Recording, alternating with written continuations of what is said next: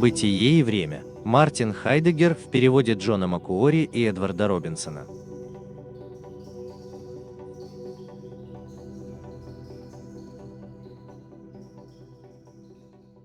Это введение в бытие во времени Хайдеггера, написанное и прочитанное Тейлором Карманом, профессором философии Барнард-колледжа Колумбийского университета. Бытие во времени – один из величайших шедевров философии XX века. Написанная в веймарский период немецкой истории между двумя мировыми войнами, она стала первоисточником того, что уже тогда было известно как экзистенциализм или философия существования, хотя ее автор Мартин Хайдеггер всегда отвергал этот ярлык. Ее влияние так или иначе ощущалось всеми последующими течениями в европейской философии и аналитической философии в англоязычном мире, хотя часто и весьма критически. Текст, как известно, труден для чтения, но не более, чем классические труды Аристотеля или Гегеля, не говоря уже упомяните более поздние работы французских постструктуралистов, которые определили себя в связи с мыслью Хайдеггера. Кем был Мартин Хайдеггер и о чем его величайший труд «Бытие во времени»? В своих лекциях об Аристотеле Хайдеггер, как известно, сказал своим студентам, что Аристотель жил, мыслил и умер, и что это все, что вам нужно знать о нем. Важен не сам человек, а его работа. Самого Хайдеггера называют человеком без биографии, и хотя это, конечно, преувеличение, вероятно, лучше начать с книги, а не с человека. Быть во времени отвечает на, казалось бы, простой вопрос: что значит быть?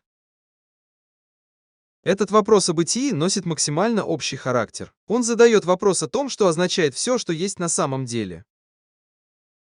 Но, конечно же, это понятие бытия, то, что мы имеем в виду, когда говорим «есть», «я» или «есть», настолько фундаментально, настолько примитивно, что больше об этом ничего нельзя сказать. Конечно, мы не можем дать философское определение значения бытия в том виде, в каком словари предлагают определение слов. И все же, по словам Хайдеггера, мы все понимаем это более или менее. Мы знаем, что дом существует, и мы знаем, что до того, как он был построен, его не существовало, и что после того, как он сгорел дотла, его больше не существует. Мы знаем, что существуют города, религии, произведения искусства и простые числа. Возможно, самое главное, мы знаем, что существуем сами. И мы знаем, что мы существовали не всегда, но появились на свет, и что мы прекратим свое существование, когда умрем. Что мы узнаем, когда узнаем эти вещи? Хайдеггер говорит нам, что «Бытие во времени» — увесистый том объемом более 400 страниц, разделенный на две половины, раздел 1 и раздел 2, предлагает лишь предварительный подход к этому вопросу. Это дает лишь приблизительный ответ на этот вопрос, предполагая, что мы всегда каким-то образом понимаем бытие в терминах времени. Книга, однако, напрямую не затрагивает общий вопрос бытия, а вместо этого описывает одну вещь, уникальную сущность, которая, как мы только что видели, понимает бытие, хотя бы приблизительно, а именно нас.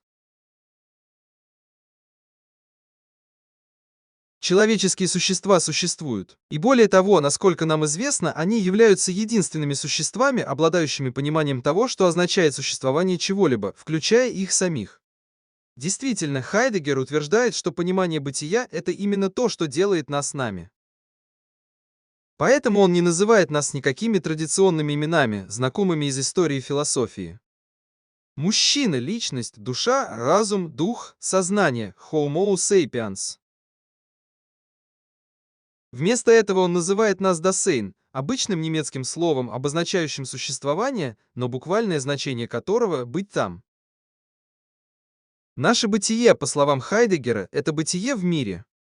Мы не существуем сначала и только потом приходим в этот мир или сталкиваемся с ним заново.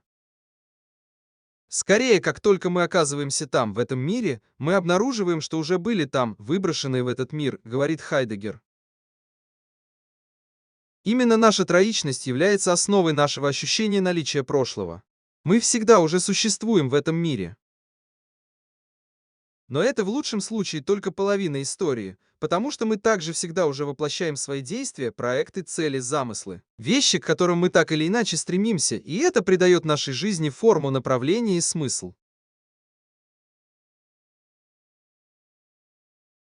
Точно так же, как мы не существуем в первую очередь, а затем сталкиваемся с внешним по отношению к нам миром, точно так же мы не существуем в первую очередь, а затем формируем намерения, строим планы и совершаем действия как нечто, так сказать, дополнительное. Для Дасейн быть — это значит быть уже брошенным в мир, но это также означает всегда проецировать возможности, которые составляют наше понимание того, кто мы есть. Бунтующий подросток, начинающий поэт, лояльный гражданин, умный предприниматель, разочарованный идеалист. Именно эта проекция возможностей является основой нашего представления о будущем. Мы не ограничены изолированным настоящим моментом, но всегда опережаем самих себя. Вторая половина бытия во времени, то есть раздел 2, переходит от описания этих фундаментальных структур бытия в мире к описанию того, что означает существование присутствия. Как Хайдеггер говорит, подлинно или не аутентично. Подлинность — это не противоположность подделки или нереальности, как, например, подлинная картина Рембрандта — это не подделка, или подлинный бриллиант — это не просто кусок стекла. Напротив, жить по-настоящему означает жить своей собственной жизнью. Владеть ею, как мы говорим, признавать свою ситуацию и свои обязательства. Это не совсем то же самое, что быть верным самому себе, поскольку это предполагает, что у тебя уже есть личность до того, как ты возьмешь на себя свои обязательства. Но это не так. Именно твои обязательства делают тебя тем, кто ты есть, а подлинность означает серьезное отношение к этим обязательствам, будь то принятие их всем сердцем, или отказ от них, решительно выступаю за какой-то другой образ жизни. Жить неаутентично, напротив, означает жить в соответствии с обычаями и поступать так, как принято у людей. То есть в соответствии со средними общими стандартами повседневной нормальности. Соответствие общественным нормам само по себе не является чем-то плохим. Без приверженности общепринятым стандартам понятности и правильности, в конце концов, социальная жизнь остановилась бы со скрежетом. Но просто жить своей жизнью так, как положено, это еще не значит воспринимать свое существование как свое собственное. Потому что ты должен жить своей собственной жизнью, и никто другой не сможет прожить ее за тебя. И что еще более важно, никто другой не может умереть за тебя твоей смертью. Наше бытие, говорит Хайдеггер в первой главе второго раздела «Бытия во времени», это по сути бытие, направленное к смерти. И моя смерть индивидуализирует меня, точно так же, как мое тело и моя жизнь являются неотъемлемо моими, в отличие от вещей, которые я могу передать другим, таких как деньги и имущество или даже привилегии, связанные с рангом и статусом в социальном мире. Относиться к смерти неискренне значит утешать себя совершенно правильной мыслью о том, что все умирают, и, следовательно, я тоже умираю, как и все остальные. Подлинная смерть означает осознание того, что твоя жизнь хрупка и драгоценна именно потому, что ты знаешь, что она превратится в ничто. Это может показаться мрачным, но Хайдеггер настаивает на том, что это просто то, что мы все знаем как истину о нашем существовании. Если только мы не уклоняемся от нее или не убегаем от нее, как мы часто делаем. Действительно, Хайдеггер настаивает на том, что все мы знаем, что наше существование зависит от сложного сочетания обстоятельств и выбора. Даже если мы предпочитаем верить в жизнь после смерти. Такая вера в бессмертие не была бы понятна, если бы мы не осознавали всю остроту и неизбежность нашей кончины. Для Хайдеггера признание уникальности и непостоянства существования в свете необычности смерти является необходимым условием хорошей жизни, по каким бы стандартам мы ни жили. Судите об этом так, будь то эстетический, моральный или религиозный аспект. Одной из центральных тем, проходящих через бытие во времени, является идея о том, что существование Дазина пронизано первобытным видом беспокойства или тоски. Под этим словом Хайдеггер подразумевает не что-то чисто психологическое. Дело не в том, что мы по своей сути нервничаем, беспокоимся или впадаем в депрессию. Это совсем не так. По большей части мы чувствуем себя довольно комфортно в нашей повседневной жизни. Сказать, что вместо этого мы испытываем глубокую и сущностную тревогу, значит сказать, что мы настроены на неустроенность или сверхъестественность, анхеймличкейт нашего существования. Мы находимся и знаем, что мы, так сказать, никогда не чувствуем себя полностью дома в этом мире. Никогда без проблем не устраиваемся и не определяемся нашими ситуациями, нашими обязательствами, нашей идентичностью. Наша жизнь непредсказуема, зависима и подвержена разрушениям и коллапсу. Таким образом, заключительные главы второго раздела «Бытия во времени» описывают временную структуру человеческой конечности, которую Хайдеггер называет структурой заботы, что в свою очередь является смыслом бытия Дазина. Быть человеком значит заботиться о чем-то, чтобы что-то имело для нас значение. Очевидно, что мы заботимся о себе и друг о друге, но мы также заботимся о животных и орудиях труда, а также о материальной и социальной среде, в которой мы живем. Для нас быть значит заботиться, а структура заботы – это временная структура, простирающаяся от момента нашего рождения до момента смерти. Окончательность нашей смерти. Хайдеггер во многом унаследовал это ощущение драмы человеческого существования от своего датского предшественника Сайора Кьеркегора, и он передал нам это чувство. Это, в свою очередь, относится к Жану Полю Сартру, ведущей фигуре французского экзистенциализма середины века. Экзистенциальные темы пребывания во времени, однако, начали уступать место в работах Хайдеггера другой перспективе и другому набору проблем во время и после Второй мировой войны. Несмотря на то, что он сосредоточен на индивидуальном существовании, в его поздних работах особое место отводится более коллективным безличным явлениям, таким как история, культура, искусство, язык, наука и технология. И в отличие от объемистого научного трактата, лежащего перед вами, Хайдеггер стал писать почти исключительно короткие эссе и лекции, отдавая предпочтение тематической конкретике, а не систематической полноте. Мысль Хайдеггера также была критически сформирована одним историческим событием, которое навсегда останется в памяти, как неотъемлемая часть его биографии. И это его восторженная поддержка Гитлера и национал-социализма, начавшаяся в 1933 году, когда он в течение одного года занимал пост ректора Фрайбургского университета. Эта поддержка ослабла, но не исчезла полностью ко времени начала войны в 1939 году. Национализм и антисемитизм Хайдеггера, которые когда-то были предметом слухов и споров, теперь стали неоспоримыми фактами и навсегда запятнали его характер и репутацию. Что менее ясно, так это то, отбрасывают ли его политические действия и взгляды в 1930-е и 40-е годы тень на текст «Быть во времени», написанный в предыдущем десятилетии. В конце книги он пишет на высоком уровне философской абстракции об исторической жизни сообщества или народа, народности. Но под этим он подразумевает любые человеческие сообщества в мире и на протяжении всей истории, а не только нации современной Европы или конкретно Веймарской Германии. В других лекциях и эссе, да и во время войны, Хайдеггер время от времени вставляет политические акценты и аллюзии в философскую дискуссию. В книге «Быть во времени» он этого не делает. Тема – человеческое существование в любое время и в любом месте. Специфика современной политики просто не входит в содержание книги. В своих более поздних работах Хайдеггер подходит к вопросу о бытии не с помощью анализа присутствия, как в «Бытии во времени», а с помощью того, что мы могли бы назвать сократовскими вопросами. Вопросы вида «Что такое X?». Например, что такое искусство?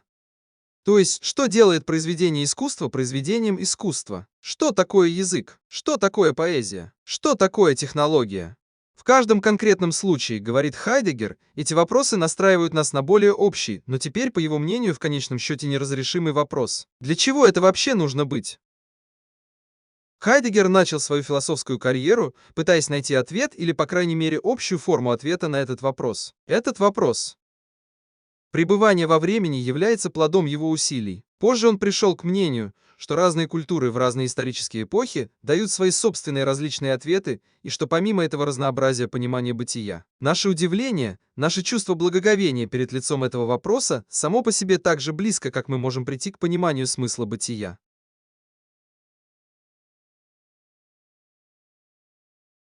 Вы можете скачать PDF-файл с транскрипцией введения профессора Тейлора Кармена с сайта Audible.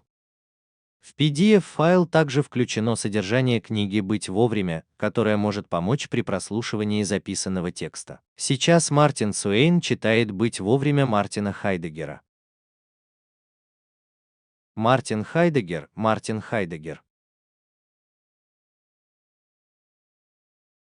Бытие и время можно увидеть на ФН.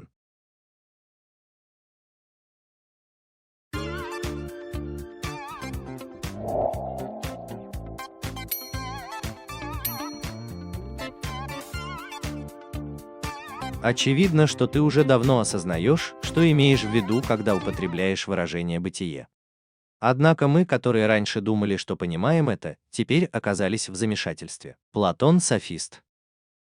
Есть ли у нас в наше время ответ на вопрос о том, что мы на самом деле подразумеваем под словом «бытие»?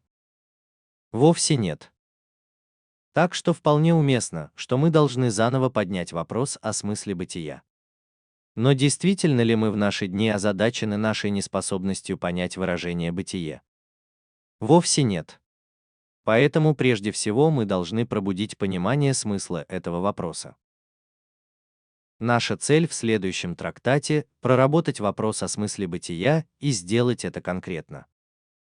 Нашей предварительной целью является интерпретация времени как возможного горизонта для любого понимания бытия вообще. Но причины, по которым мы поставили перед собой эту цель, исследования которых требует такая цель, и путь к ее достижению, требуют некоторых вступительных замечаний.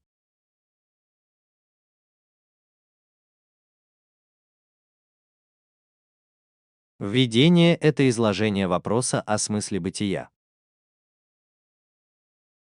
1. Необходимость, структура и приоритетность вопроса бытия. Раздел 1. Необходимо четко сформулировать вопрос о бытии. На сегодняшний день этот вопрос забыт. Даже несмотря на то, что в наше время мы считаем прогрессивным вновь одобрить метафизику. Считается, что мы были освобождены от усилий, связанных с недавно возродившейся гигантомагией Перитес Юзиос, битва гигантов о бытии Платон. И все же вопрос, которого мы касаемся, это не просто какой-то вопрос. Это тот вопрос, который послужил стимулом для исследователей Платона и Аристотеля, но с тех пор отошел на второй план как тема для настоящего исследования. То, чего достигли эти два человека, это упорство, несмотря на множество изменений и ретушей, вплоть до логики Гегеля и то, с чем они боролись изо всех сил. Интеллектуальные усилия, связанные с этими явлениями, какими бы фрагментарными и зарождающимися они ни были, уже давно стали тривиальными. Мало того, на основе первоначального вклада греков в интерпретацию бытия была разработана догма, которая не только объявляет вопрос о смысле бытия излишним, но и санкционирует его полное игнорирование. Говорят, что бытие – это самое универсальное и самое пустое из понятий. Как таковое, оно не поддается никаким попыткам определения. Это самое универсальное и, следовательно, неопределимое понятие также не нуждается в каком-либо определении, поскольку каждый человек постоянно использует его и уже понимает, что он под ним подразумевает. Таким образом, то, что древние философы считали постоянно беспокоящим как нечто темное и скрытое, приобрело такую ясность и самоочевидность, что если кто-то продолжит спрашивать об этом, его обвинят в методической ошибке. В начале нашего исследования невозможно дать подробный отчет о предпосылках и предрассудках, которые постоянно насаждаются и укрепляют веру в то, что исследование бытия не является необходимым.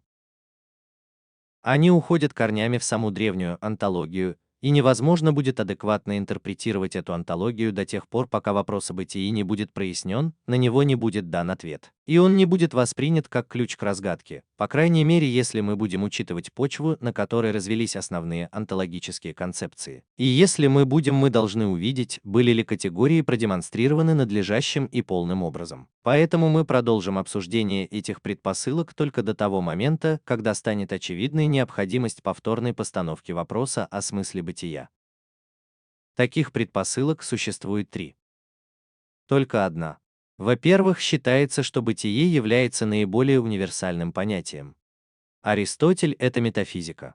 Понимание бытия уже включено в понимание всего, что человек воспринимает как сущность. Фома Аквинский, Сумма теологии. Но универсальность бытия – это не универсальность класса или рода. Термин «бытие» не определяет ту область сущностей, которая является наиболее важной, когда они концептуально артикулируются в соответствии с родом и видом. Тараниста Пантон бытие – это род. Аристотель считал, что универсальность бытия превосходит любую универсальность рода. В средневековой онтологии бытие обозначается как трансцендентность. Сам Аристотель понимал единство этой трансцендентальной универсалии как единство аналогии в противоположность множественности высших родовых понятий, применимых к вещам. Благодаря этому открытию, несмотря на его зависимость от способа, которым онтологический вопрос был сформулирован Платоном, он поставил проблему бытия на принципиально новую основу. По правде говоря, даже Аристотелю не удалось рассеять тьму этих категориальных взаимосвязей. В средневековой онтологии эта проблема широко обсуждалась, особенно в томистской и скотистской школах, без достижения ясности в отношении принципов. И когда Гегель, наконец, определяет бытие как неопределенное непосредственное и делает это определение базовым для всех дальнейших категориальных экспликаций своей логики, он продолжает смотреть в том же направлении. Направление, как древняя онтология, за исключением того, что он больше не обращает внимания на проблему Аристотеля о единстве бытия, в противовес множественности категорий, применимых к вещам. Так что если говорят, что бытие — это наиболее универсальное понятие, это не может означать, что оно является наиболее ясным или что оно не нуждается в дальнейшем обсуждении. Это скорее самое темное из всех понятий. 2. Во-вторых, утверждалось, что понятие бытия неопределимо. Это выводится из его высшей универсальности, и это правильно, если definisce fit per genus praximum et differentiam specificum. Определение является результатом ближайшего рода и видового различия. Бытие на самом деле не может быть понято как сущность аликв натура. Никакая другая природа не может быть добавлена к бытию, и оно не может приобрести такой характер, чтобы к нему применялся термин «сущность». Бытие не может быть выведено из высших понятий по определению, равно как и не может быть представлено через низшие понятия. Но означает ли это, что бытие больше не представляет проблемы? Вовсе нет. Мы можем сделать вывод только о том, что бытие не может обладать характером сущности. Таким образом, мы не можем применить к бытию концепцию определения, представленную в традиционной логике, которая сама имеет свои основы в древней онтологии, и которая в определенных пределах обеспечивает вполне оправданный способ определения сущностей. Неопределимость бытия не устраняет вопроса о его значении. Это требует, чтобы мы посмотрели этому вопросу в лицо. 3 года. В-третьих, считается, что из всех концепций бытие является самоочевидным. Всякий раз, когда человек что-то познает или делает утверждение, всякий раз, когда он ведет себя по отношению к сущностям, даже по отношению к самому себе, он находит какое-то применение бытию. И это выражение считается понятным без лишних слов, точно так же, как все понимают, что небо голубое, я веселый и тому подобное. Но здесь мы имеем дело со средним уровнем разборчивости, который просто демонстрирует, что это непонятно. Становится очевидным, что в любом способе отношения к сущностям как к сущностям, даже в любом отношении к сущностям как к сущностям, априори кроется загадка. Сам факт, что мы уже живем в понимании бытия и что смысл бытия все еще скрыт во тьме, доказывает, что в принципе необходимо еще раз поднять этот вопрос. В рамках основных философских концепций, особенно когда мы подходим к понятию бытия, ссылаться на самоочевидность — сомнительная процедура, даже если она самоочевидна. Вспомните скрытые суждения Канта об общем разуме. Они должны стать единственной явной и постоянной темой для анализа, делом философов. Однако, рассматривая эти предрассудки, мы ясно показали не только то, что на вопрос о бытии нет ответа, но и то, что сам вопрос неясен и не имеет направления. Так что если мы хотим возродить его, это означает, что сначала мы должны выработать адекватный способ его формулирования.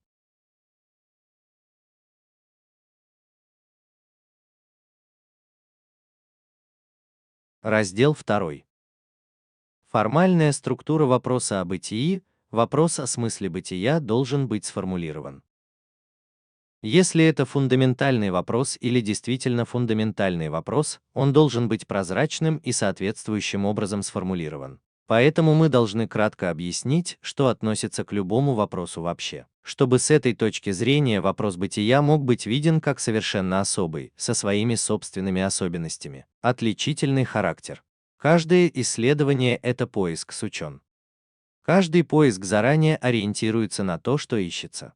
Исследование — это осознанный поиск сущности как в отношении того факта, что она есть, так и в отношении ее бытия такой, какая она есть. Этот осознанный поиск может принимать форму исследования, антер-сачен, в ходе которого выявляется то, о чем идет речь, и выясняется ее характер. Любой запрос, как запрос о чем-то, содержит в себе то, что задается азайн джефрактес. Но любой запрос о чем-то так или иначе является вопросом о чем-то. Итак, в дополнение к тому, о чем спрашивают, в запросе есть то, о чем спрашивают, бесконечные рассуждения. В вопросах расследования, то есть в вопросах, которые носят чисто теоретический характер, то, о чем спрашивают, определяется и концептуализируется. Более того, в том, о чем спрашивают, также содержится то, что должно быть выяснено задающим. Даса фракте. Это то, что на самом деле задумано. Благодаря этому исследование достигает своей цели. Само исследование — это поведение спрашивающего, а следовательно и сущности, и как таковое имеет свой собственный характер существования. Когда кто-то задает вопрос, он может делать это просто небрежно или формулировать вопрос явно. Последний случай отличается тем, что исследование не становится прозрачным для самого себя до тех пор, пока все эти составляющие вопроса сами не станут прозрачными. Вопрос о смысле бытия должен быть сформулирован. Поэтому мы должны обсудить его с учетом этих структурных элементов. Исследование как разновидность поиска должно заранее определяться тем, что ищется. Таким образом, смысл бытия уже должен быть нам каким-то образом доступен. Как мы уже упоминали, мы всегда осуществляем свою деятельность, исходя из понимания бытия. Из этого понимания вытекает как прямой вопрос о смысле бытия, так и тенденция, которая ведет нас к его пониманию. Мы не знаем, что означает бытие, но даже если мы спросим, что такое бытие, мы придерживаемся понимания «есть», хотя и не в состоянии концептуально определить, что означает это «есть». Мы даже не знаем горизонта, в терминах которого этот смысл должен быть понят и зафиксирован, но это смутное усредненное понимание бытия все еще остается фактом. Каким бы ни было это понимание бытия, понимание, которое уже доступно нам, может колебаться, тускнеть и граничить с простым знакомством со словом. Сама его неопределенность сами по себе являются положительным явлением, которое нуждается в разъяснении. Нельзя ожидать, что исследование смысла бытия даст это объяснение с самого начала. Если мы хотим получить ключ, необходимый нам для интерпретации этого среднего понимания бытия, мы должны сначала разработать концепцию бытия. В свете этой концепции и способов ее эксплицитного понимания мы можем понять, что означает это затемненное или все еще не просветленное понимание бытия, и какие виды затемнения или препятствий для эксплицитного понимания смысла бытия возможны и даже неизбежны. Далее это расплывчатое заурядное понимание бытия может быть настолько пропитано традиционными теориями и мнениями о бытии, что они остаются скрытыми как источники того, как оно понимается большинством людей. То, что мы ищем, когда исследуем бытие, не является чем-то совершенно незнакомым, даже если мы не можем постичь это непосредственно. В вопросе, который нам предстоит решить, речь идет о бытии, о том, что определяет сущности как сущности, о том, на основе чего Баравхин, сущности уже поняты. Однако мы можем обсудить их более подробно.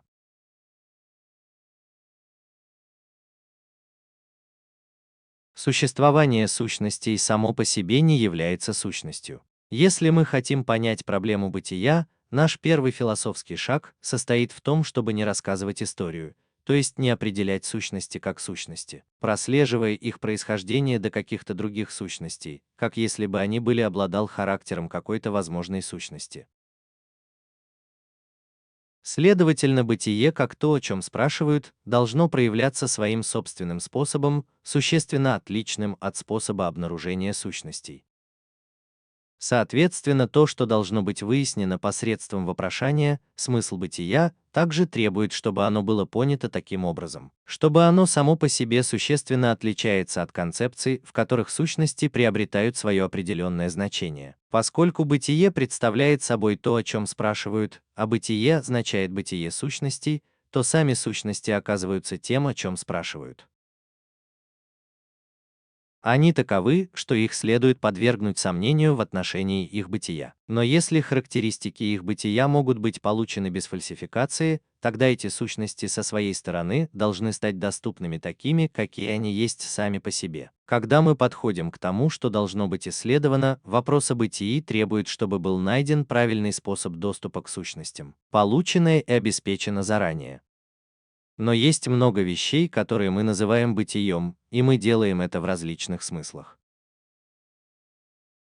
Все, о чем мы говорим, все, что мы имеем в виду, все, к чему мы так или иначе относимся, является бытием. То, что мы есть, это бытие, как и то, какие мы есть. Бытие заключается в том факте, что нечто есть. И в его бытии таким, как оно есть, в реальности, в непосредственном присутствии, в существовании, в действительности, в присутствии, в том, что есть. В каких сущностях следует различать смысл бытия? Из каких сущностей следует исходить раскрытию бытия? Является ли отправная точка необязательной или какая-то конкретная сущность имеет приоритет, когда мы подходим к решению вопроса о бытии? Какую сущность мы возьмем в качестве примера и в каком смысле она имеет приоритет? Если вопрос о бытии должен быть четко сформулирован и доведен до конца таким образом, чтобы быть полностью прозрачным для самого себя, то любая трактовка его в соответствии с приведенными нами разъяснениями требует нам нужно объяснить, как следует смотреть на бытие, как следует понимать его значение и концептуально постигать его. Это требует от нас подготовки к выбору подходящей сущности для нашего примера и разработки подлинного способа доступа к ней. Рассматривание чего-либо, понимание и осмысление этого, выбор доступа к этому. Все эти способы поведения являются определяющими для нашего исследования и, следовательно, для наших способов мышления. Бытие для тех конкретных сущностей, которыми мы, вопрошающие, являемся сами. Таким образом, чтобы адекватно решить вопрос о бытии, мы должны сделать сущность вопрошающего прозрачной в своем собственном существе. Сама постановка этого вопроса является способом существования сущности, и как таковой он получает свой сущностный характер от того, о чем спрашивается, а именно от бытия. Эту сущность, которой каждый из нас является сам по себе и которая включает в себя вопрошание как одну из возможностей своего бытия, мы будем обозначать через термин присутствия. Если мы хотим сформулировать наш вопрос ясно и прозрачно, мы должны сначала дать надлежащее объяснение сущности присутствия в отношении ее бытия. Не является ли, однако, очевидной цикличность в таком начинании? Если мы должны сначала определить сущность в ее бытии, и если мы хотим сформулировать вопрос о бытии только на этой основе, то что же это такое, как не движение по кругу? Разрабатывая наш вопрос, не предполагали ли мы чего-то, что может дать только ответ? Формальные возражения, такие как аргумент о круговом мышлении, который можно легко привести в любой момент при изучении первого принципа, всегда бесплодны, когда речь заходит о конкретных способах исследования. Когда дело доходит до понимания рассматриваемого вопроса, они не имеют никакого значения и мешают нам углубиться в область изучения. Но практически нет никакого замкнутого круга при формулировании нашего вопроса так, как мы его описали. Можно определить природу сущностей в их бытии, не обязательно имея в своем распоряжении четкое представление о смысле бытия. В противном случае до сих пор не было бы никакого онтологического знания. Вряд ли можно отрицать, что фактически такое знание существовало. Конечно, бытие до сих пор предполагалось во всех онтологиях, но не как концепция, имеющаяся в нашем распоряжении, не как то, что мы ищем. Это предположение о бытии имеет скорее характер предварительного рассмотрения, так что в свете этого сущности, представленные нам, предварительно артикулируются в своем существе. Эта направляющая деятельность, направленная на то, чтобы взглянуть на бытие, проистекает из обычного понимания бытия, в рамках которого мы всегда действуем и которое в конечном счете относится к сущностной структуре самого присутствия. Такое предположение не имеет ничего общего с установлением аксиомы, из которой дедуктивно выводится последовательность предложений. Совершенно невозможно, чтобы при формулировании вопроса о смысле бытия существовал какой-либо круговой аргумент, поскольку при ответе на этот вопрос речь идет не о том, чтобы обосновать что-либо таким образом. Производная. Это скорее один из способов выявить основания для этого и продемонстрировать их. В вопросе о смысле бытия нет кругового рассуждения, а скорее замечательное отношение назад или вперед, которое то, о чем мы спрашиваем, бытие, имеет отношение к самому исследованию как способу бытия человека. Сущность. То, о чем здесь задается вопрос, имеет существенное отношение к самому исследованию, и это относится к самой сути вопроса о бытии. Однако это означает только то, что существует способ, возможно, даже совершенно особый, с помощью которого сущности с характером присутствия соотносятся с вопрос бытия. Но разве мы таким образом не продемонстрировали, что определенный вид сущности имеет приоритет в отношении своего бытия? И разве мы таким образом не представили ту сущность, которая послужит основным примером для рассмотрения в вопросе о бытии?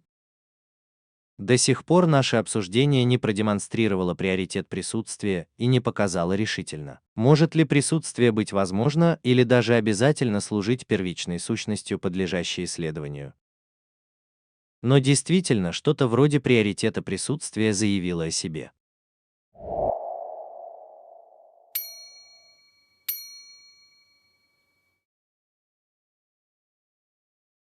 Раздел 3. Онтологический приоритет вопроса о бытии. Когда мы указали на характеристики вопроса о бытии, взяв за основу формальную структуру вопроса как такового, мы ясно дали понять, что этот вопрос является своеобразным. Одна из них заключается в том, что для ее разработки требуется ряд фундаментальных соображений, не говоря уже о том, чтобы решить ее. Но его отличительные особенности проявятся в полной мере только тогда, когда мы должным образом определим его функции, цели и мотивы.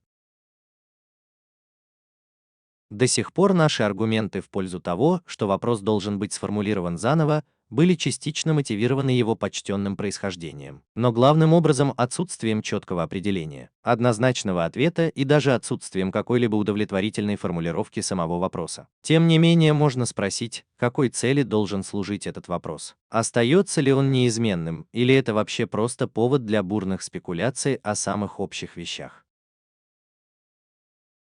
Или скорее из всех вопросов это одновременно и самый основной, и самый конкретный?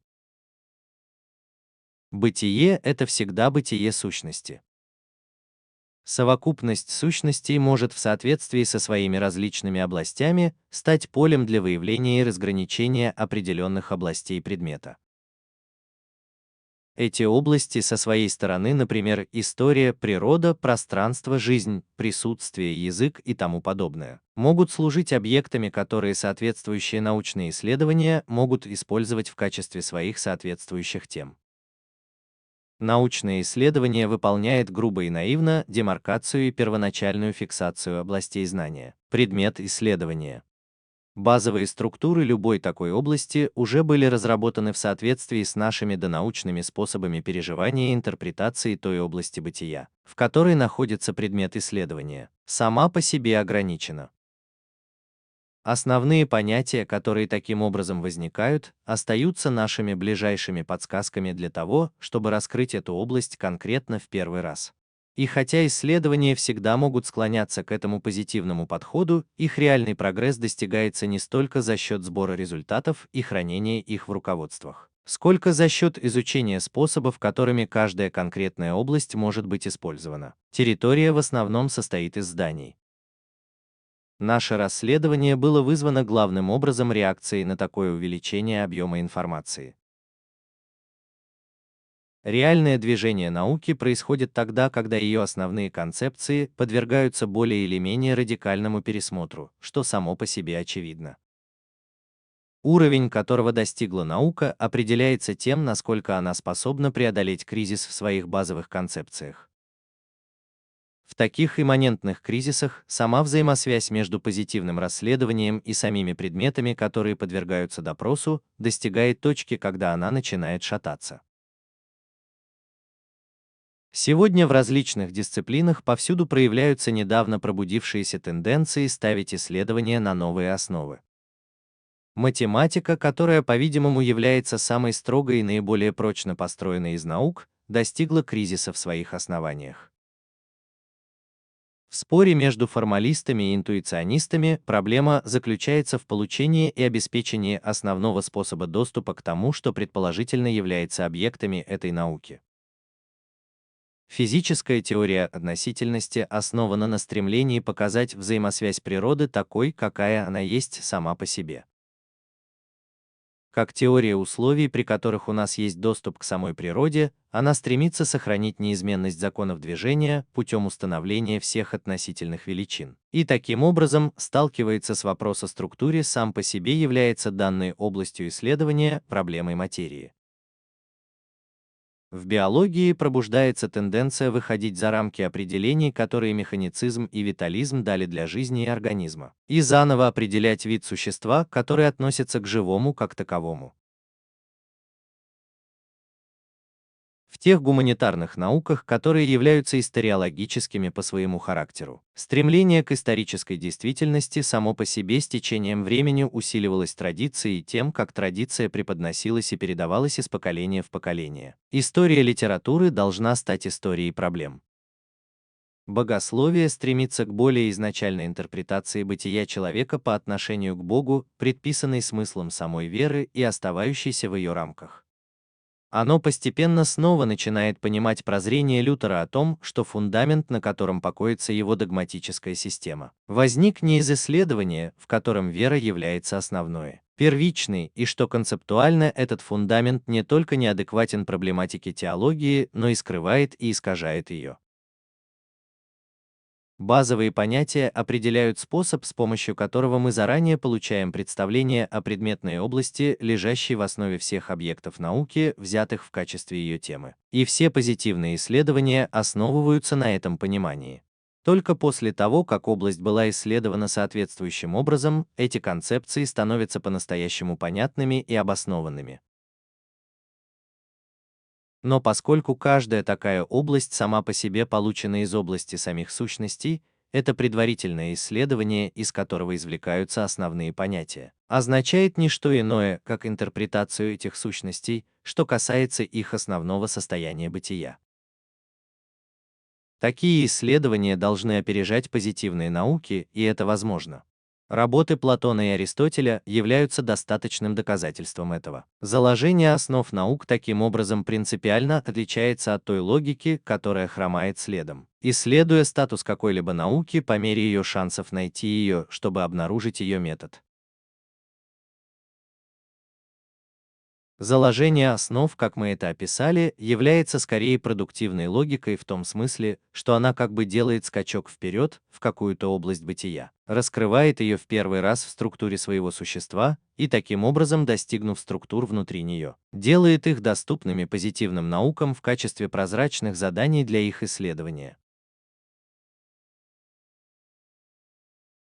Приведу пример. То, что является философски первичным, не является ни теорией формирования концептов историологии, ни теорией исторического знания, ни даже теорией истории как объекта историологии.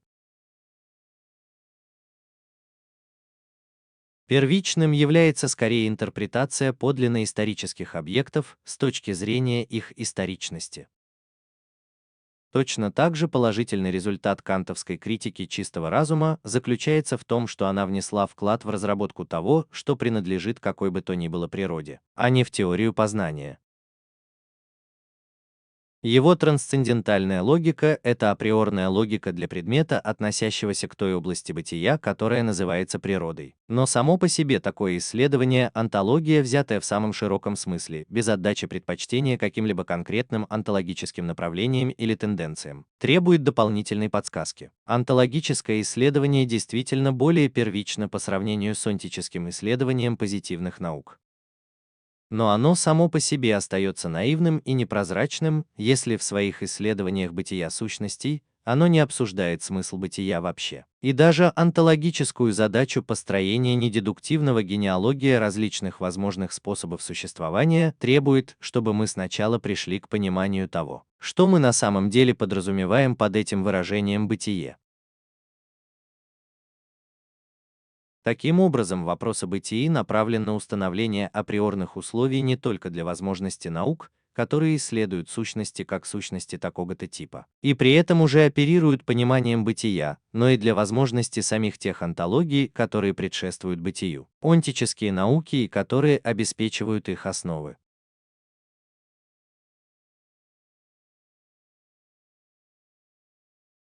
По сути, любая онтология, независимо от того, насколько богатой и плотно сжатой системой категорий она располагает, остается слепой и извращенной в отношении своей главной цели.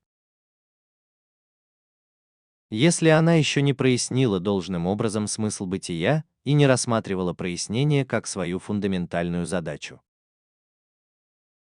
Само онтологическое исследование при правильном понимании придает вопросу бытия онтологический приоритет, который выходит за рамки простого возобновления почтенной традиции и продвижения в решении проблемы, которая до сих пор была непрозрачной. Но этот объективный научный приоритет не единственный.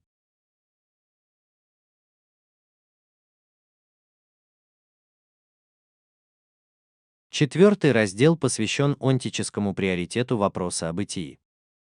Науку в целом можно определить как совокупность, устанавливаемую посредством взаимосвязи истинных положений. Это определение не является полным и не раскрывает смысла науки. Как и способы поведения человека, науки обладают способом существования, которым обладает эта сущность, сам человек. Эту сущность мы обозначаем термином присутствия. Научное исследование не единственный способ существования, которым может обладать эта сущность, и не тот, который находится ближе всего к ней. Более того, досигн сам по себе обладает особой отличительной чертой по сравнению с другими сущностями. И нам стоит потратить некоторое время на то, чтобы рассмотреть это в предварительном порядке. Здесь наше обсуждение должно предвосхищать последующие анализы, в которых наши результаты будут достоверно представлены в первый раз. Присутствие — это сущность, которая не просто встречается среди других сущностей. Скорее, оно онтически отличается тем фактом, что в самом своем бытии это бытие является для него проблемой. Но в таком случае это конститутивное состояние бытия присутствия. И это подразумевает, что присутствие в своем бытии имеет отношение к этому бытию, отношение, которое само по себе является отношением к бытию. И это также означает, что существует некий способ, которым присутствие понимает себя в своем бытии, и что в какой-то степени оно делает это эксплицитно. Особенностью этой сущности является то, что вместе с ее бытием и через него это бытие раскрывается ей. Понимание бытия само по себе является определенной характеристикой бытия присутствия. Присутствие онтически отличается тем, что оно онтологично. Здесь быть онтологичным еще не равнозначно разработке онтологии. Так что если нам следует приберечь термин «онтология» для того теоретического исследования, которое явно посвящено значению сущностей, то то, что мы имеем в виду, говоря об онтологичности присутствия, должно быть обозначено как нечто доонтологическое. Однако это означает не просто быть онтическим, а скорее быть таким образом, чтобы у человека было понимание бытия. Тот вид бытия, по отношению к которому присутствие может вести себя тем или иным образом, и всегда так или иначе ведет себя, мы называем существованием, экзистенцией. И потому, что мы не можем определить сущность присутствия, ссылаясь на что-то вроде того, что относится к предмету «эйнс сахалтиджен был», и потому, что его сущность заключается скорее в том факте, что в каждом конкретном случае у него есть свое бытие, чтобы быть, и оно является его собственным. Мы решили обозначить эту сущность как «дасейн», термин, который является чисто выражением его бытия «олс райна сейнс оздрак». Присутствие всегда понимает себя в терминах своего существования, в терминах возможности самого себя, быть самим собой или не быть самим собой. Присутствие либо само выбрало эти возможности, либо попало в них, либо уже выросло в них. Только конкретный замысел определяет свое существование, независимо от того, делает ли он это, принимая их или пренебрегая ими. Вопрос существования никогда не решается иначе, как через само существование. Понимание самого себя, которое ведет по этому пути, мы называем экзистенциализмом. Вопрос существования является одним из онтических вопросов присутствия. Это не требует, чтобы онтологическая структура существования была теоретически прозрачной. Вопрос о структуре направлен на анализ того, что представляет собой существование. Контекст за Саменханг таких структур мы называем экзистенциальностью. Его аналитический характер носит характер понимания, которое является не экзистенциальным, а скорее экзистенциальным. Задача экзистенциального анализа присутствия была заранее определена как в отношении его возможности, так и в отношении его необходимости в онтической структуре присутствия. Поскольку экзистенция является определяющим признаком присутствия, онтологический анализ этой сущности всегда требует предварительного рассмотрения экзистенциальности. Под экзистенциальностью мы понимаем состояние бытия, которое является определяющим для тех сущностей, которые существуют. Но в идею такого определяющего состояния бытия уже включена идея бытия. И таким образом даже возможность проведения анализа присутствия зависит от предварительной разработки вопроса о смысле бытия в целом. Науки — это способы существования, в которых присутствие соотносит себя с сущностями, которые не обязательно должны быть самим собой. Но для присутствия бытие в мире — это нечто, что принадлежит ему по существу. Таким образом, понимание присутствия в равной степени относится как к пониманию чего-то подобного миру, так и к пониманию бытия тех сущностей, которые становятся доступными внутри мира.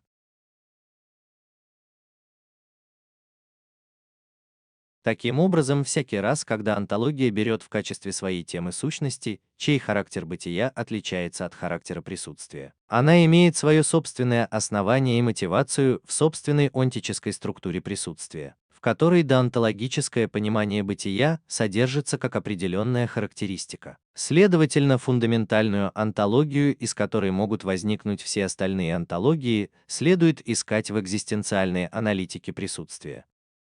Присутствие, соответственно, имеет приоритет над всеми другими сущностями несколькими способами. Первый приоритет – онтический. Присутствие – это сущность, чье бытие имеет определенный характер существования. Второй приоритет – онтологический. Присутствие само по себе онтологично, поскольку существование таким образом является для него определяющим. Но с равной изначальностью присутствие также обладает как основополагающее для его понимания существование, пониманием бытия всех сущностей, отличных от его собственного характера.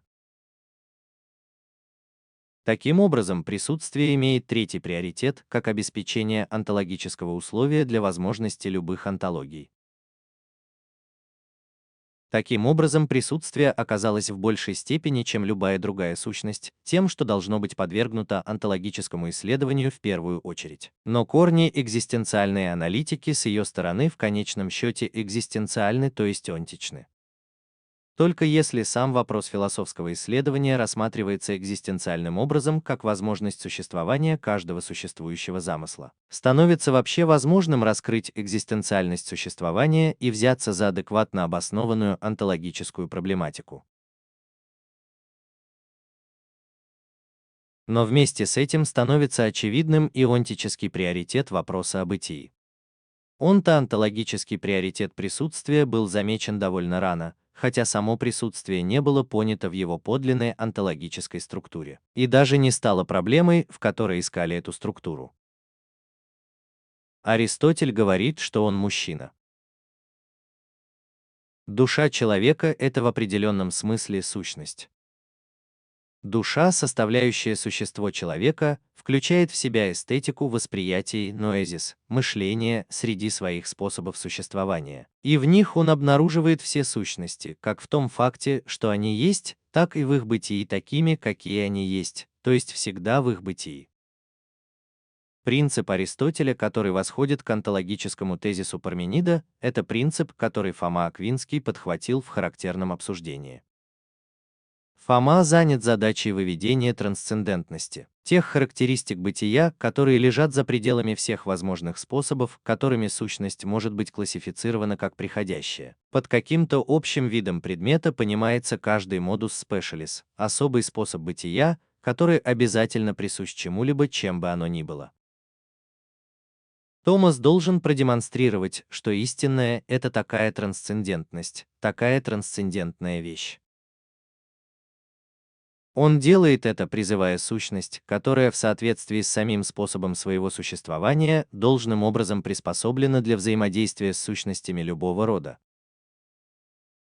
Это отличительная сущность n-кваднатом эсконвена каманайнты, сущность, которая рождена для взаимодействия с любой сущностью. Аристотель — это душа анима. Здесь проявляется приоритет присутствия над всеми другими сущностями, хотя онтологически это не прояснено. Очевидно, что этот приоритет не имеет ничего общего с порочной субъективизацией совокупности сущностей. Указав на онтохоонтологический приоритет Дарзина таким предварительным образом, мы обосновали нашу демонстрацию того, что вопрос бытия является онтологически отличительным. Но когда мы проанализировали структуру этого вопроса как такового, мы столкнулись с отличительным способом, которым эта сущность функционирует в самой формулировке этого вопроса. Вопрос. Присутствие тогда проявило себя как та сущность, которая в первую очередь должна быть разработана онтологически адекватным образом, если мы хотим, чтобы исследование стало реальностью, прозрачной. Но теперь было показано, что онтологическая аналитика присутствия в целом — это то, что составляет фундаментальную онтологию. Так что присутствие функционирует как та сущность, которая в принципе это должно быть предварительно допрошена относительно его существования. Если нашей задачей становится истолкование смысла бытия, то присутствие — это не только первичная сущность, подлежащая исследованию, но и та сущность, которая в своем бытии уже соответствует тому, о чем мы спрашиваем, когда задаем этот вопрос. Но в таком случае вопрос о бытии — это не что иное, как радикализация сущностной тенденции бытия, которая принадлежит самому присутствию, да онтологическому пониманию бытия. О бытии. Познакомься с двойной задачей, связанной с решением вопроса о бытии. Метод и цель нашего исследования. Раздел 5. Онтологическая аналитика присутствия открывает горизонт для интерпретации смысла бытия в целом. Определяя задачи формулирования вопроса о бытии, мы показали не только то, что мы должны установить, какая сущность должна служить нашим основным объектом исследования, но и то, что сама сущность должна служить нашим основным объектом исследования. Правильный способ доступа к этой сущности — это тот, который мы должны явно создать сами и обеспечить безопасность. Мы уже обсуждали, какая сущность берет на себя главную роль в вопросе бытия. Но как же нам, так сказать, определить наш взгляд на этот дизайн сущности, как на нечто доступное для нас, так и как на нечто, подлежащее пониманию и интерпретации? Демонстрируя, что присутствие в онтологически предшествующем, мы ввели читателя в заблуждение, заставив предположить, что эта сущность также должна быть тем, что она дана как онтологически первичная не только в том смысле, что сама по себе может быть постигнута немедленно, но и в том смысле, что вид бытия, которым она обладает, представлен столь же непосредственно. С точки зрения дизайна, конечно, дизайн — это не только то, что нам близко, даже то, что нам ближе всего, это мы сами, каждый из нас, мы сами по себе.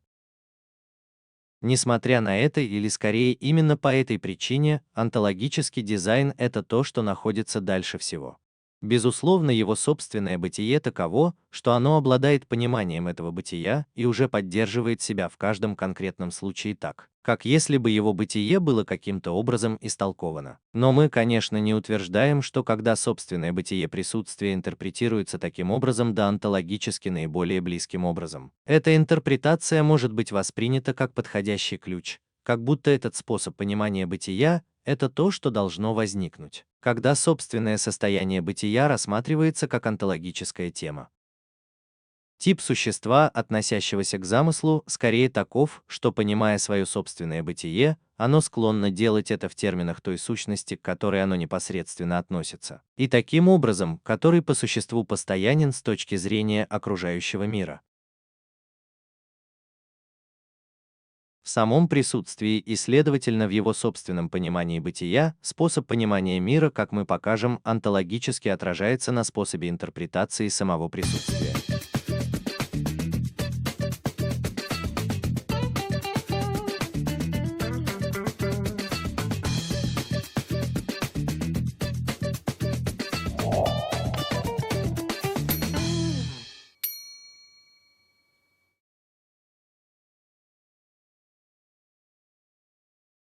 Таким образом, поскольку присутствие онтохоонтологически предшествует его собственное специфическое состояние бытия. Если мы понимаем это в смысле категориальной структуры присутствия, остается скрытым от него.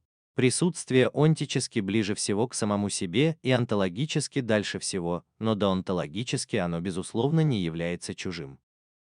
Здесь мы лишь условно указали, что интерпретация этой сущности сталкивается со специфическими трудностями, основанными на типе бытия, который принадлежит объекту, взятому в качестве нашей темы, и самому объекту. Поведение, позволяющее так воспринимать это. Эти трудности не связаны с какими-либо недостатками когнитивных способностей, которыми мы наделены, или с отсутствием подходящего способа зачатия. Недостаток, который, казалось бы, было бы нетрудно исправить. Однако не только понимание бытия присуще дизайну, но и это понимание развивается или приходит в упадок вместе с любым видом бытия, которым дизайн может обладать в данный момент. Соответственно, существует множество способов его интерпретации, и все они находятся в распоряжении Дейсейна.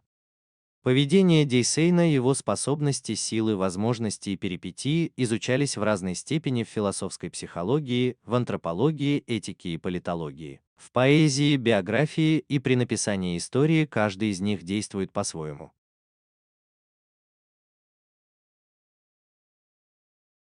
Но остается открытым вопрос, были ли эти интерпретации присутствия осуществлены с изначальной экзистенциальностью, сравнимой с той экзистенциальной изначальностью, которой они, возможно, обладали.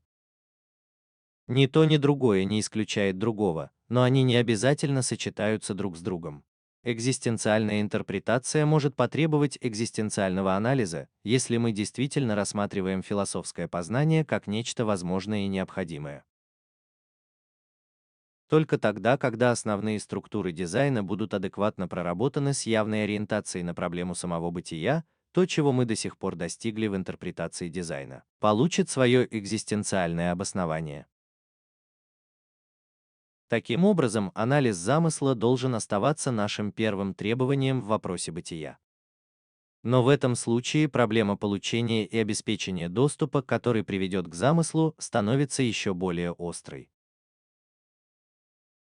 Выражаясь отрицательно, мы не имеем права прибегать к догматическим конструкциям и применять любую идею бытия и актуальности к этой сущности. Независимо от того, какой бы самоочевидной ни была эта идея, ни одна из категорий, которые предписывает такая идея, не может быть навязана присутствующему без надлежащего онтологического рассмотрения.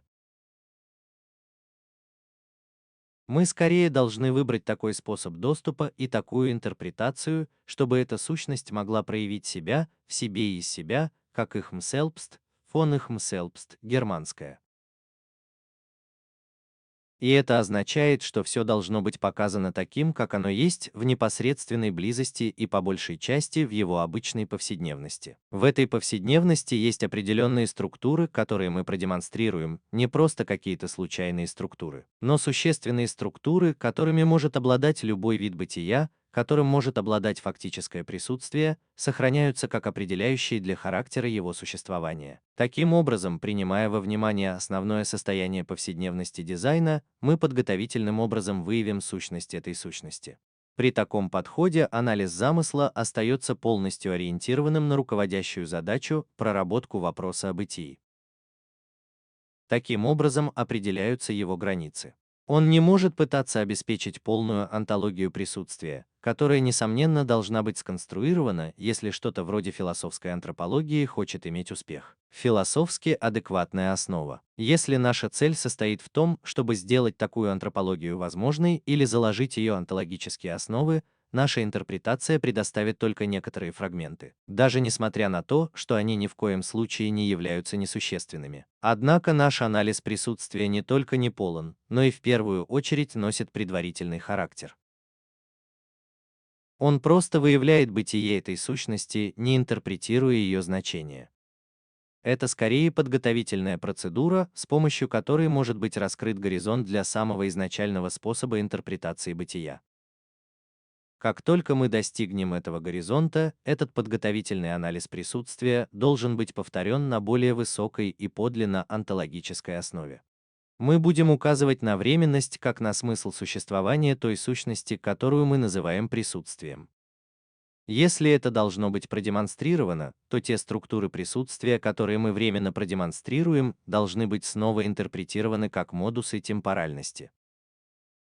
Однако, интерпретируя таким образом дизайн как темпоральность, мы не дадим ответа на наш главный вопрос о значении бытия в целом. Но для получения такого ответа будет подготовлена почва.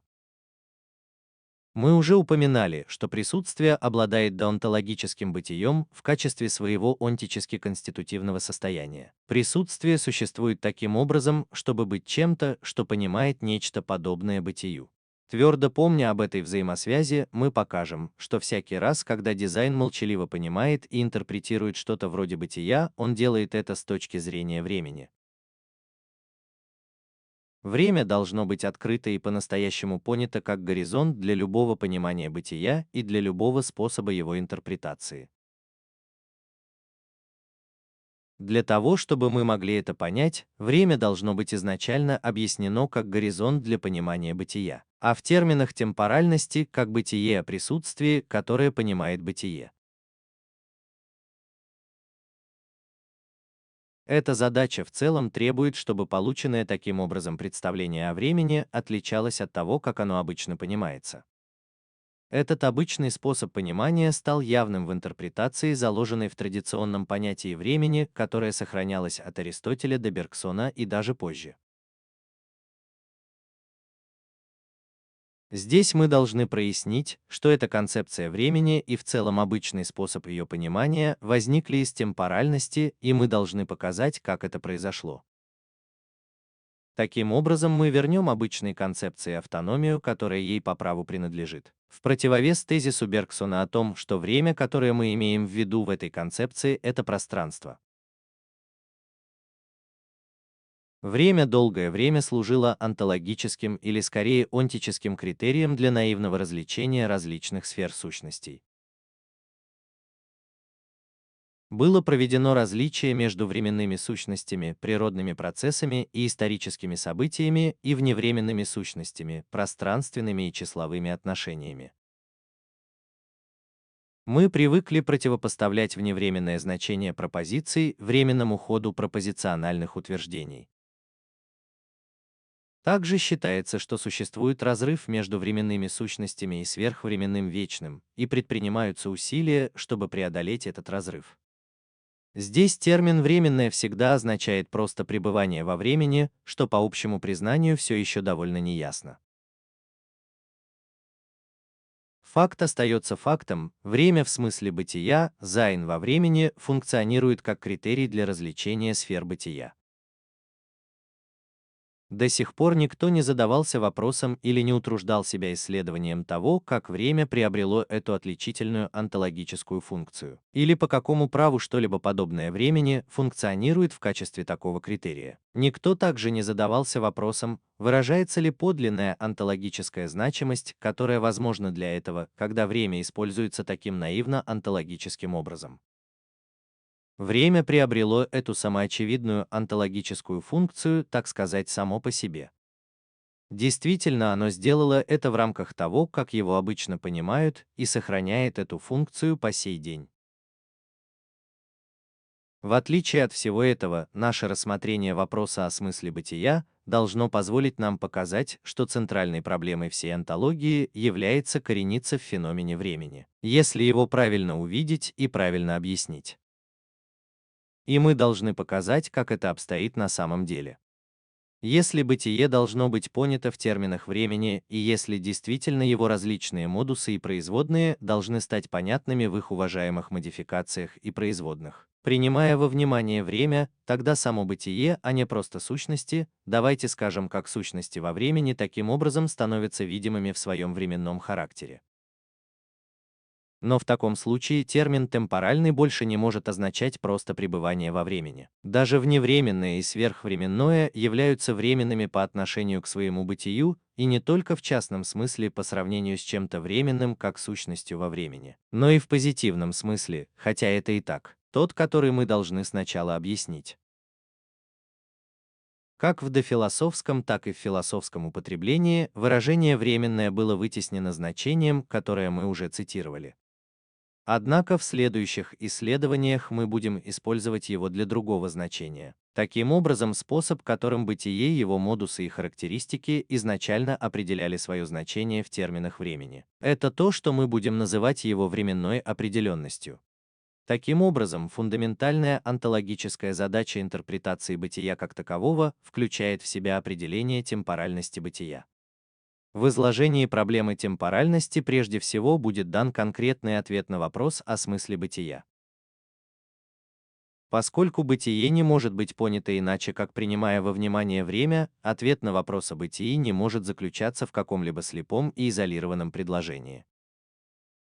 Ответ не воспринимается должным образом, если то, что он утверждает пропозиционально, просто передается, особенно если он распространяется как свободно плавающий результат. Так что мы просто получаем информацию о точке зрения, которая, возможно, может отличаться от того, как это рассматривалось до сих пор. Вопрос о том, является ли этот ответ новым, остается довольно поверхностным и не имеет никакого значения. Его положительный характер должен заключаться в том, что он достаточно древний, чтобы мы могли научиться понимать возможности, которые приготовили для нас древние. По своему собственному смыслу этот ответ говорит нам, что конкретное онтологическое исследование должно начинаться с исследовательского исследования, которое укладывается в рамки того горизонта, который мы обнажили, и это все, что он нам говорит. Если таким образом ответ на вопрос о бытии должен дать ключ к нашему исследованию, он не может быть адекватным до тех пор, пока не принесет нам понимание того, что конкретный тип бытия онтологии до сих пор, а также перипетии ее исследований, ее находки и ее неудачи были необходимы в будущем. Очень характерно для Дазина.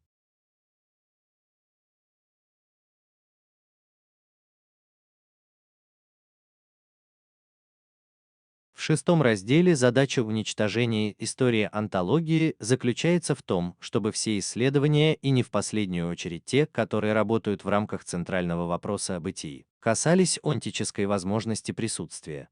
Бытие присутствия обретает свой смысл во временности, но временность также является условием, которое делает возможной историчность как временный вид бытия, которым обладает само присутствие, независимо от того, является ли оно сущностью во времени или каким образом.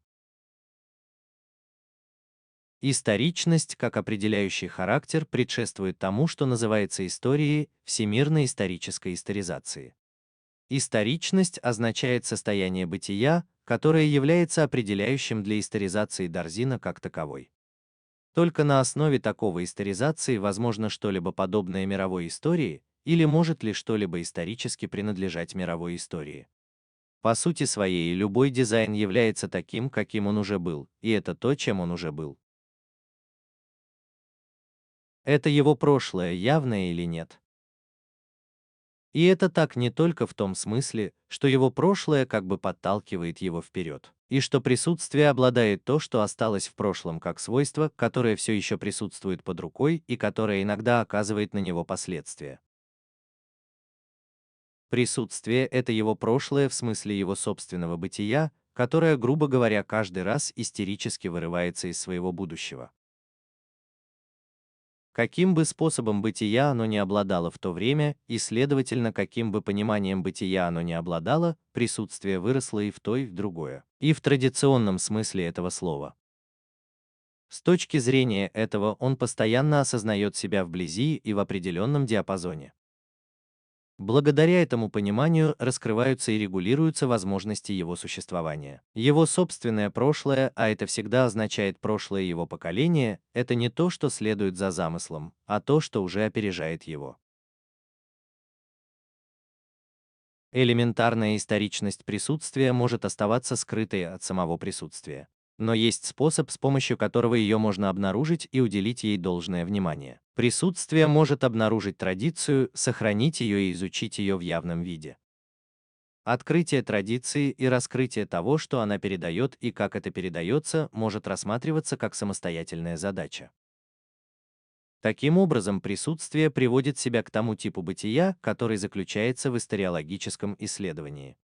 Но историология, или точнее историчность, возможна как вид бытия, которым может обладать и следующее присутствие только потому, что историчность является определяющей характеристикой присутствия в самой основе его бытия. Если эта историчность остается скрытой от присутствия, а до тех пор, пока она остается таковой, присутствие также лишается возможности исторического исследования или открытия истории. Если историология отсутствует, это не является доказательством против историчности присутствия. Напротив, как недостаточный модус этого состояния бытия, это является доказательством в его пользу. Только потому, что это историческая эпоха, она может быть не исторической. С другой стороны, если присутствие ухватилось за свою скрытую возможность не только сделать свое собственное существование прозрачным для самого себя, но и исследовать смысл самой экзистенциальности, то есть предварительно исследовать смысл бытия вообще. И если благодаря такому исследованию у него открылись глаза на его собственную сущностную историчность, то нельзя не заметить, что исследование бытия, на онтологическую необходимость которого мы уже указывали, само по себе характеризуется историчностью.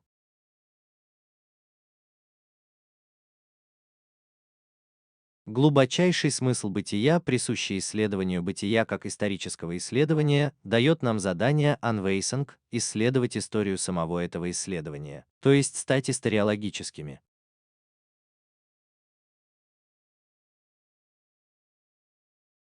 При разработке вопроса о бытии мы должны учитывать это задание, чтобы позитивно восприняв прошлое как свое собственное, мы могли полностью овладеть собственными возможностями такого исследования. Вопрос о смысле бытия должен быть решен путем предварительного объяснения замысла в его темпоральности и историчности. Таким образом, вопрос подводит себя к тому моменту, когда он осознается как историологический. Наша подготовительная интерпретация фундаментальных структур присутствия применительно к среднему виду бытия, наиболее близкому к нему виду бытия, в котором оно, следовательно, также является непосредственно историческим, покажет, однако, не только то, что дизайн склонен возвращаться к своему миру, миру, в котором он существует. Это так и интерпретировать себя в терминах этого мира с помощью его отраженного света. Но также и то, что дизайн одновременно становится жертвой традиции, которой он более или менее явно придерживается. Эта традиция не позволяет ему самостоятельно направлять себя, будь то в поиске или в выборе. Это справедливо и отнюдь не в последнюю очередь для того понимания, которое коренится в почти бытии присутствия, и для возможности его развития, а именно для онтологического понимания. Когда традиция таким образом становится господствующей, она делает это таким образом, что то, что она передает, становится настолько недоступным непосредственно и по большей части. Это скорее становится скрытым. Традиция берет то, что дошло до нас, и передает это как самоочевидность. Она блокирует наш доступ к тем изначальным источникам, из которых были частично совершенно искренне почерпнуты категории и концепции, дошедшие до нас. Действительно, это заставляет нас забыть, что они имели такое происхождение, и заставляет нас предполагать, что необходимость возвращения к этим источникам – это то, в чем мы нуждаемся. Даже не понимаю, традиция так основательно вытеснила историчность присутствия, что его интерес ограничивается многообразием возможных типов, направлений и точек зрения философской деятельности в самых экзотических и чуждых культурах. И именно этим интересом оно пытается скрыть тот факт, что у него нет собственной почвы, на которую можно было бы опереться. Следовательно, несмотря на все его историологические интересы и все его рвения к филологически объективной интерпретации, Дассейн больше не понимает самых элементарных условий, которые сами по себе позволили бы ему идти дальше. Вернитесь к прошлому в позитивном ключе и сделайте его продуктивным по-своему. В самом начале, в первом разделе, мы показали, что вопрос о смысле бытия не только не получил должного внимания и был сформулирован неадекватно, но и был совершенно забыт, несмотря на весь наш интерес к метафизике.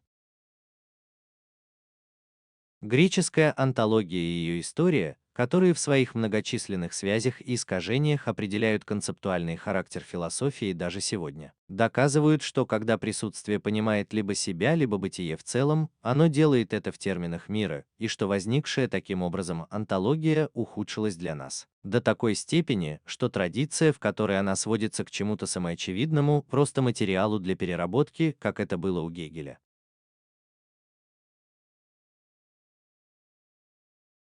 В средние века эта вырванная с корнем греческая онтология стала неизменной доктриной. Однако ее систематика ни в коем случае не сводится к простому объединению традиционных элементов в единое здание.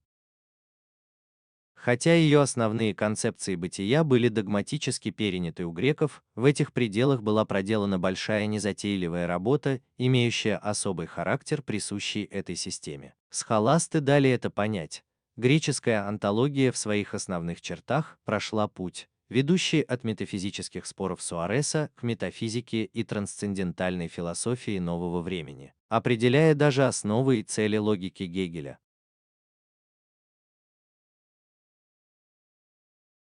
В ходе этой истории на первый план вышли определенные отличительные области бытия, которые послужили основными ориентирами для последующей проблематики. Эго когито Декарта — это субъект, я — разум, дух, личность. Но все они остаются неизменными в том, что касается их бытия и его структуры, в соответствии с тем основательным способом, которым вопрос бытия был проигнорирован. Скорее всего, категориальное содержание традиционной онтологии было перенесено на эти сущности с соответствующими формализациями и чисто негативными ограничениями. Или же диалектика была призвана с целью онтологической интерпретации субстанциальности субъекта. Если вопрос бытия заключается в том, чтобы сделать его собственную историю прозрачной, то эта закостенелая традиция должна быть ослаблена, а сокрытия, которые она породила, должны быть устранены. Мы понимаем эту задачу как задачу, в которой, принимая вопрос о бытии за ключ к разгадке, мы должны разрушить традиционное содержание древней онтологии до тех пор, пока не придем к тем изначальным переживаниям, в которых мы достигли наших первых путей определения природы бытия, путей, которые всегда руководили нами. Поскольку таким образом мы демонстрируем происхождение наших основных онтологических концепций с помощью исследования, в котором демонстрируется их свидетельство о рождении. Мы не имеем ничего общего с порочной релятивизацией онтологических точек зрения. Но это разрушение также далеко от негативного смысла отказа от онтологической традиции. Напротив, мы должны использовать позитивные возможности этой традиции. А это всегда означает, что мы должны придерживаться определенных рамок. Они, в свою очередь, даны фактологически в том, как формулируется вопрос в то время, и в том, как таким образом ограничивается возможное поле для исследования.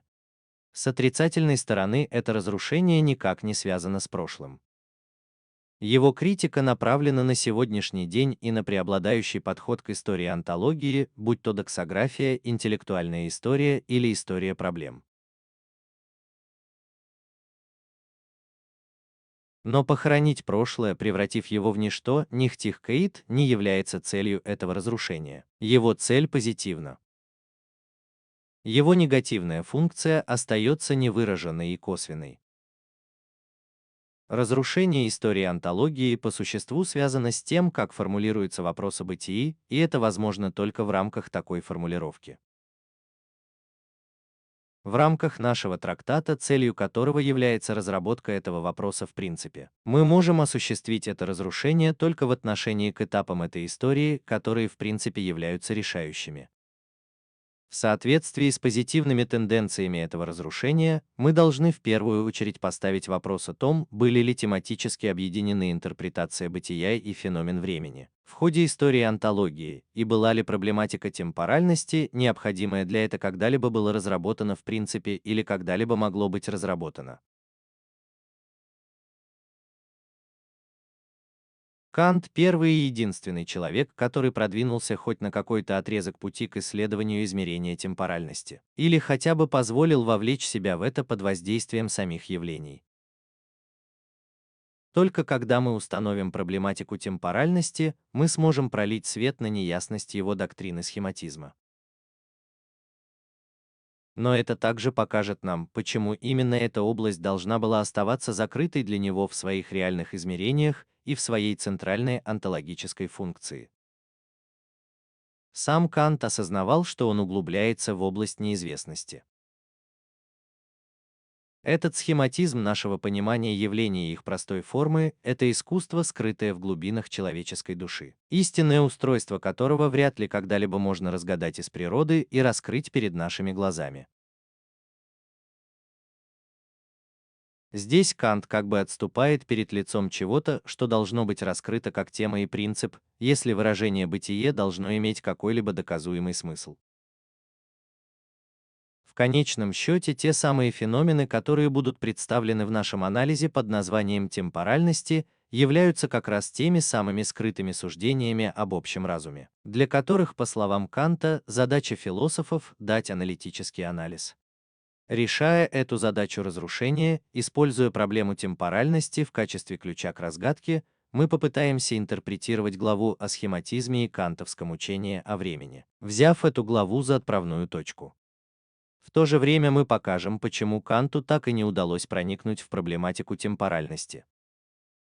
На его пути стояли две вещи. Во-первых, он полностью пренебрег проблемой бытия, и в связи с этим ему не удалось создать онтологию присутствия как такового. Его тема, или, выражаясь кантовским языком, дать предварительный онтологический анализ субъективности субъекта. Вместо этого Кант совершенно догматично воспринял позицию Декарта, несмотря на все существенные аспекты, в которых он превзошел его. Более того, несмотря на то, что он снова возвращал феномен времени к предмету, его анализ оставался ориентированным на традиционный подход, в это время обычно понималось как. В конечном счете, это помешало ему разобраться в феномене трансцендентального определения времени в его собственной структуре и функциях. Из-за этого двойного эффекта традиции, решающая связь между временем и тем, что, я думаю, была окутана кромешной тьмой. Это даже не стало проблемой. Принимая онтологическую позицию Декарта, Кант допустил существенное упущение. Он не смог сформулировать онтологию присутствия. Это упущение было решающим в духе, отражающим основные тенденции самого Декарта. С помощью Каджита сам Декарт утверждал, что он ставит философию на новую и прочную основу. Но то, что он оставил неопределенным, когда начал таким радикальным образом, было видом существа, принадлежащего к лучам каджитанс, вещью, которая мыслит, или точнее, значением существа от суммы. Выработав невыраженные онтологические основы каджита сам, мы завершим наше пребывание на второй станции, на пути нашего разрушительного ретроспективного анализа истории онтологии.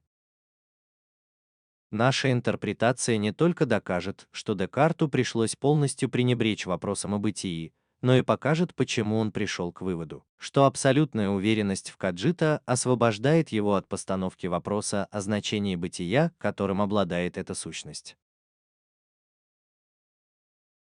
Тем не менее, Декарт не только продолжал пренебрегать этим, и таким образом признавал совершенно неопределенный онтологический статус для лучей каджитанс, сив мен сив анимус. Вещи, которые познает, будь то разум или дух, он рассматривал эту сущность как фундаментом инканкасом, незыблемое основание, и применял средневековый подход онтологии к нему, проводя фундаментальные соображения своих размышлений. Он дал онтологическое определение лучам разума, то есть тому, что мыслит как бесконечной сущности. И в средневековой онтологии значение бытия для такой цели было зафиксировано путем понимания его как бесконечного творения, сотворенной сущности. Бог как конечная цель, инфинитом, бесконечная сущность, был конечной целью в креатом, сущности несозданной. Но сотворенная медсестра Джешефенхейт в самом широком смысле того, что что-то было произведено, Херджестелтейт, была важным элементом в структуре древней концепции бытия. Кажущееся новым начало, предложенное Декартом для философствования, проявило себя как насаждение пагубного предрассудка, который удерживал последующие поколения от проведения любого тематического онтологического анализа сознания, такого, который рассматривал бы вопрос бытия как ключ к разгадке и в то же время критически подходил бы к традиционной древней онтологии.